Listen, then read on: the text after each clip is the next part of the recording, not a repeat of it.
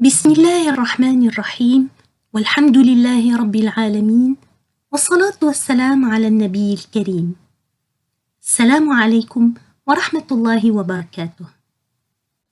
Avec vous, Dr Mouna Bouloudenine, maître de conférence de physique à l'université d'Annaba. Bienvenue dans une série d'exercices de physique destinés aux étudiants de première année Sciences de la nature et de la vie. Première série, partie B, calcul des incertitudes. Énoncé. On ne sait plus si la période de l'oscillation T d'un corps de masse m suspendu à un ressort de raideur K est donnée par T égale à 2pi racine de m sur K ou T égale à 2pi racine de K sur m. Identifiez la bonne formule. Premièrement, quelle est la dimension de K?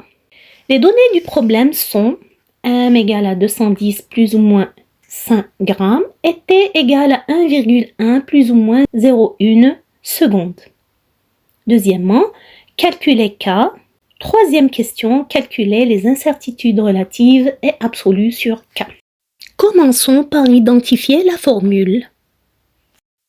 Pour choisir la bonne formule, il faut que les deux côtés de l'équation soient homogènes, c'est-à-dire de même dimension. Trouvons la dimension de la racine carrée de m sur k. Dimension de m, c'est m, grand M, la masse. Maintenant, quelle est la dimension de k? D'abord, rappelons que k est la constante de raideur.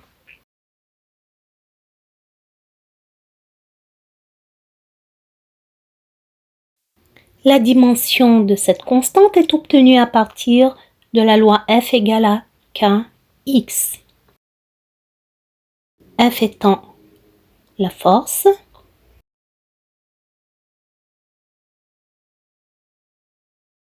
X l'allongement. On en déduit l'expression de K, d'où l'équation aux dimensions de K en fonction de celle de la force et de X. La dimension de la force est obtenue à partir de la loi F est égale à la masse multipliée par l'accélération. La dimension de l'accélération, c'est Lt-2, comme on l'a vu dans les exercices précédents. X est une distance, c'est-à-dire de dimension L. Enfin, la dimension de K, c'est celle de la force mLt-2 sur L.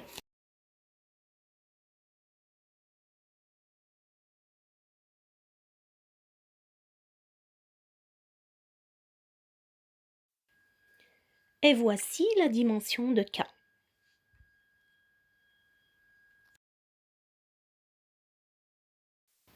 Il est maintenant possible de déterminer la dimension de la racine carrée de m sur K. C'est la racine carrée de la dimension de m qui est grand M divisé par la dimension de K qui est mt-2.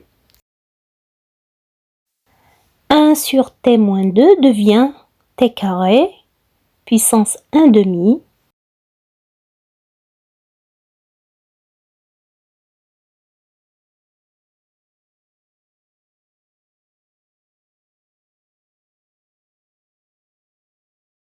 et enfin voici la racine carrée de m sur k qui a la dimension d'un temps. Nous avons donc montré que la première formule qui était égale à 2pi racine carrée de m sur k est la bonne formule. Bien sûr, le 2pi ici n'a pas de dimension, c'est une constante de dimension égale à 1. Première question, dimension de k.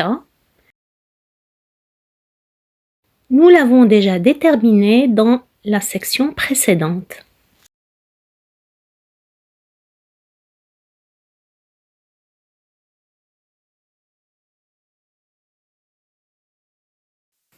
Deuxième question, calcul de K.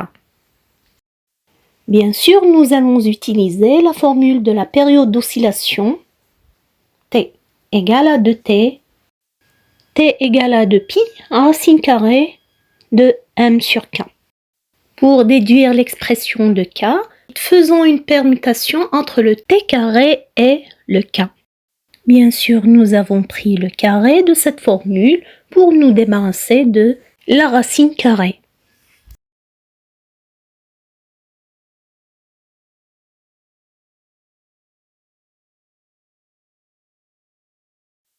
Voici enfin la formule de la constante K. Calculons K maintenant. Nous avons le pi égal à 3,14, mais il est préférable de prendre directement la valeur à partir de la calculatrice. La valeur de M, c'est de 110, mais attention, la masse est mesurée en grammes, donc pour trouver le K en unité internationale, vous multipliez par 10 puissance moins 3 afin d'obtenir la masse en kilogrammes et nous divisons par la valeur de T qui est 1,1. Finalement, le K est égal à 6,85. Pour trouver l'unité, nous avons deux possibilités. La première possibilité, c'est à partir de la dimension qui est mt-2 ou bien à partir de la loi f sur x. Nous avons choisi la loi f sur x. Donc, notre unité, c'est le newton divisé par l'unité de longueur qui est le mètre.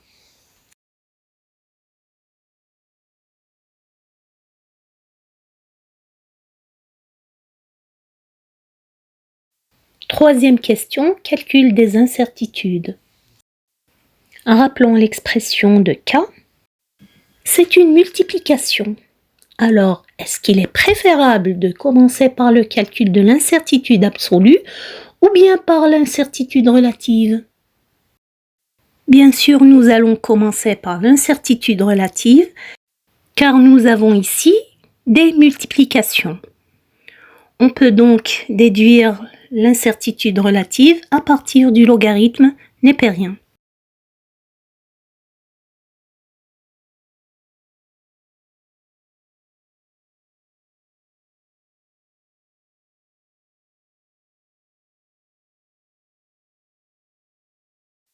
Pour obtenir l'incertitude relative, nous commençons par le calcul du logarithme de l'expression K. Donc, logarithme K est égal à logarithme 4pi carré. Bien sûr, c'est une constante. Donc, mettons toutes les constantes ensemble. Plus logarithme m moins 2 logarithme t. Calculons maintenant la différentielle logarithmique de cette expression. Rappelons que la différentielle du logarithme de k est égale à la différentielle de k divisé par k. Nous obtenons donc dk sur k est égal à 0 puisque le logarithme de 4pi carré, c'est une constante, plus dm sur m, moins 2 dt sur t. Nous passons au calcul de l'incertitude relative.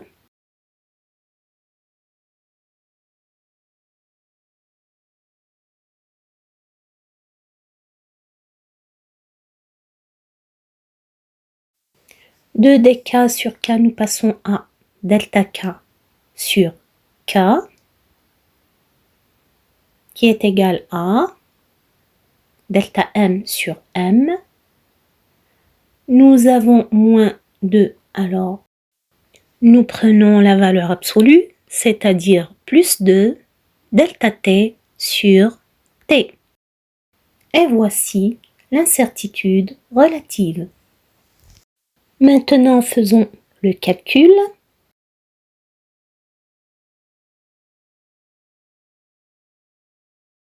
Delta M est égal à 5. On divise par 210, bien sûr. Nous avons ici gramme sur gramme, donc nous n'avons pas besoin de faire le transfert au kilogramme. Le delta T, c'est 0,1. Le T, c'est 1,1. Le résultat final, delta K sur K, l'incertitude relative, est égal à 0,21. Pour trouver le pourcentage, il suffit de multiplier par 100 pour obtenir 21%.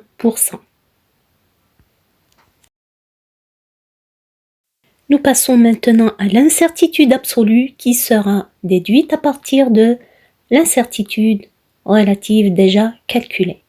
Donc, on va multiplier le pourcentage obtenu par K, c'est-à-dire 0,21 multiplié par K, pour trouver enfin le delta K.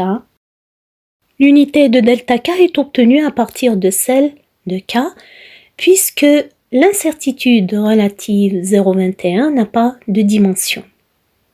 Donc, delta K est exprimé en newton sur mètre.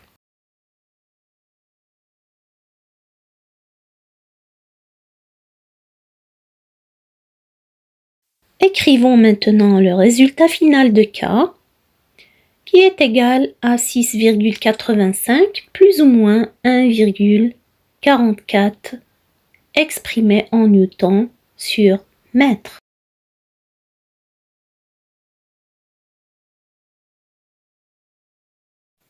سبحانك اللهم وبحمدك نشهد أن لا إله إلا أنت نستغفرك ونتوب إليك. السلام عليكم ورحمة الله وبركاته.